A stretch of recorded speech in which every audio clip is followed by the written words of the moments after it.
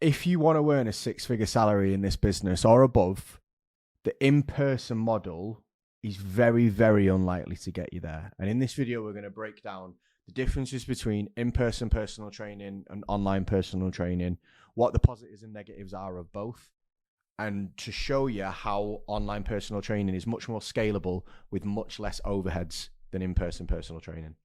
So just so I don't forget, and I've had a fair assessment of both because I don't want it to seem like I'm, being biased towards one. I've done both in my career. They both have benefits. They both have drawbacks. I'm going to walk you through each point I've made for each business model. So we've worked this out off an average of what somebody would do. All right. So there are outliers of this. You might have some trainers that are able to charge 100, 120 pound an hour if you work with certain demographics in certain areas of the country.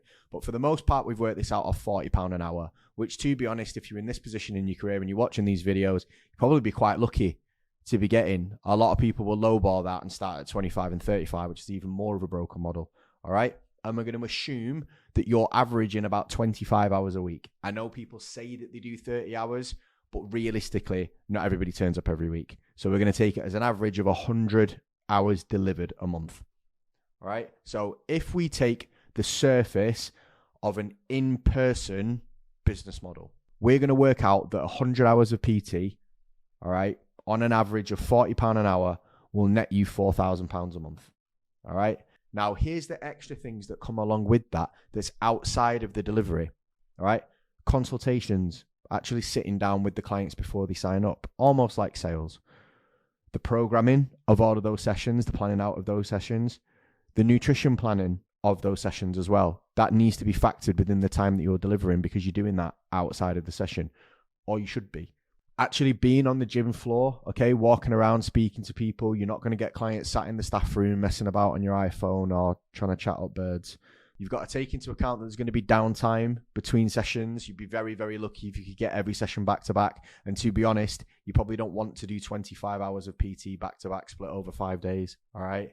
We're factoring in that most likely you probably have to work weekends. All right. There's people that will probably want to train on a Saturday morning. So the hours might be a little bit unsociable to you. You've got to factor in your travel to the gym because that's time that you've got to take out of your day to actually get there and back, especially if you've got sessions around that rush hour time, or more than likely what most PTs do, you'll drive there at silly o'clock in the morning, sleep in your car, I've done it, have a mid-morning nap in your car, and then you basically just stay at the gym all the way through to the end of the day. So, you're turning what is 100 hours of PT a month into 12-hour days, 5 days a week, and maybe a half day on a Saturday if you've done the planning right. Then you've got to factor in the gym rent. Now, I think gym rent is absolutely fair, okay, for the marketing, for the equipment, for the footfall, for the floor space you get, for the insurances, all of that stuff. It's more than fair. However, you've still got to factor it into your finances. We can't just pretend it doesn't fucking exist. It does exist. You have to pay it. So you're either going to be paying, on average, £600, £700 a month, or you're going to be paying in time of 214. I don't know what they do with Pure Gym now. I think it's like a 14-hour shift across the week. So you're going to be scrubbing toilets and cleaning treadmills, which we've all done at some point. But, when you want to be kind of pushing towards a six-figure business, you don't really want to be spending your time scrubbing toilets. Then we're talking about all the other stuff that happens, all right? So the cancelled sessions, people saying, I've got, my kid's sick, or I'm stuck in traffic, or I'm busy at work this week, or we're going on holiday, and all of that stuff, all right? That's all going to not only eat into your time, but people are more than likely not going to pay you while they're doing that stuff as well, all right? Then you've got to factor in you being away. You've got life stuff. You're ill. You've got a doctor's appointment to attend. Every time that happens to you, you've then got to do it. Or you've got to do that fucking bullshit thing where you've got to make up the hours next week. So now you're not doing 25 sessions, you're doing 50, and you're strung out like a crackhead by Friday because you've had that much caffeine to get through it all that you probably just want to end it. Okay, so there's a lot of stuff like that happens, and also you're limited by location. So if you don't live near an area that has people that maybe can afford that amount of money, afford the £40 an hour a couple of times a week or once a week, then the problem is you've either got to travel towards it, which adds more time, or you've got to start making adjustments to your pricing to fit in. So there are just a couple of things. However, the positives of the one-to-one personal training, okay? It's much easier to pick up clients when you're first starting because some people will walk into a gym, see you stood there with a PT t-shirt on, and they'll work with you. All right. PT clients are generally quite long lasting. So people, they'll just put it in the diary every week, like they do a haircut or like they do, going to the dentist. Probably go to the dentist a bit less often than PT, you'd hope. But it does become like a weekly kind of habit for a lot of people. It's a great place to just start out because it's very easy to get set up. Somebody just turns up and says, can you put me through a training session? You can put them through a training session. Usually there should be some form of help and support within the gym, if the gym is any good, all right, to at least get you kind of moving, get you on your feet. So you can do classes and you can jump in front of like large groups of people and get your name out there. It's also quite social. Obviously, you'll make friends with the other personal trainers there and the members. So if you're one of those kind of Jack the Lad types that likes getting out and about, it does have its positives, all right? It's not all negative. And to be fair, if you have aspirations of doing less than £4,000 a month, there's nothing wrong with it, all right? There is nothing wrong with the gym. The problem with the gym comes with then scaling, all right? Because you're pretty time capped at this point. And therefore, the next step for you is kind of, where do I go from here? Where do I go for my £4,000? Couple of options. You can try and charge more, but if you're already charging 40 quid in most areas, you're getting towards being the most expensive PT in the gym anyway. You might be able to get £50 an hour, which means that you might be able to squeeze it to £5,000 a month if you're very, very good. But another problem that comes with it is you can't just do more hours because your quality will drop. All right, you start to be tired in sessions, you'll start not getting the job done as well. And, it'll turn unsociable hours into something even worse. So the next step then would be to be able to build a team to actually coach some more clients underneath you. There's two problems there. A lot of gyms won't allow that to happen. So if you work in a commercial gym, they're not going to allow you to build a company structure inside their company. They won't allow it. All right. And it's very, very murky when you're paying other coaches to train your clients that work in the same gym as you, why they don't just charge them the full price for themselves. All right. So you get into a lot of issues that way. The second thing is if you save up a load of money out of this, £4,000 or £5,000 a month, if you've maxed out your price structure, okay, and then you go and open your own studio or you open your own gym.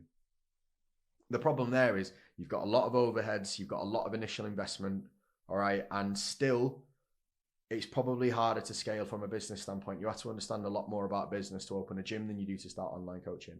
All right, so you can scale it. There's a couple of options there that I've spoken about, building a team or, opening your own facility, but there's some of the drawbacks of those as well. Doesn't mean that people don't do it and aren't successful with it, but there's a lot more moving parts to it than you think. Online coaching, to get to around £10,000 a month, is a much easier business with a much lower barrier of entry.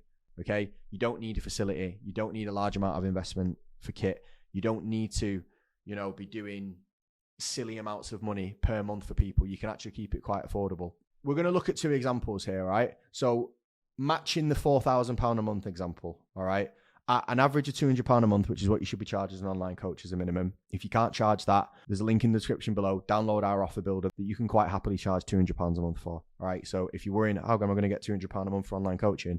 Download that. That'll show you how. All right. That's 20 clients. 20 clients at £200 a month will get you that same £4,000. All right. Now, for 20 clients, you're probably going to do a 15-minute check-in every week, which is about an hour.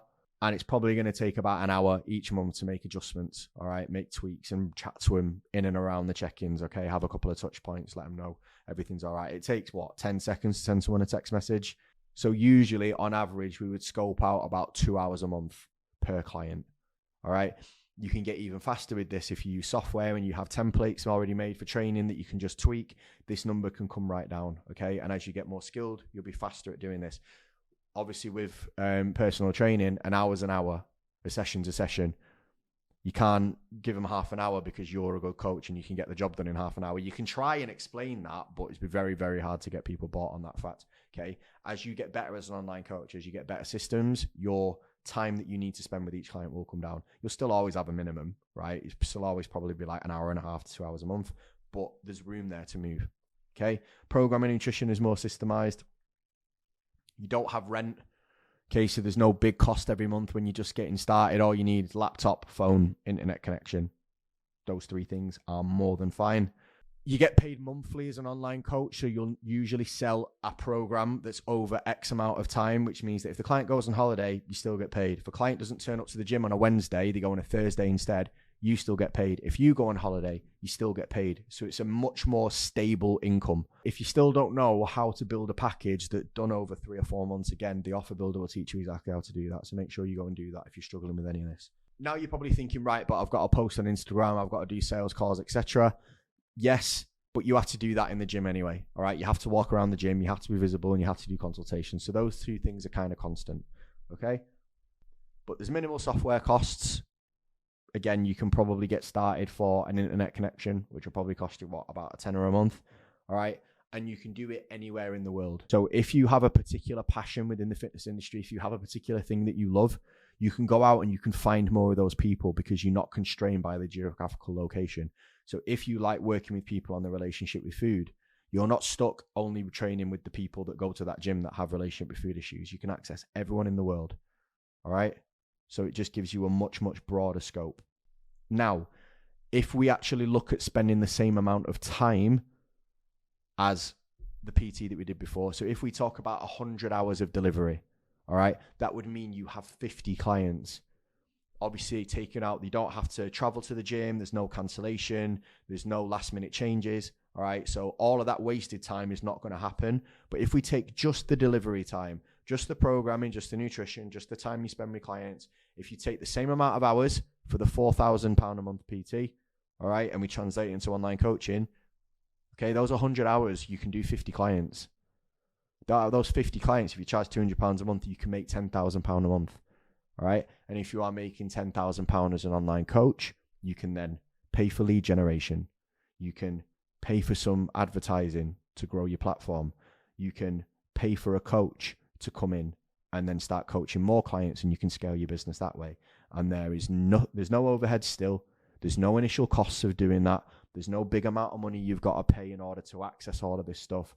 You can do it with very minimal costs, and genuinely up to 20, 30, 40,000 pounds a month, you should have a 70 to 80% profit margin, depending on how fancy you get with your money, which means that there is a lot more take home cash in online training as opposed to scaling a facility.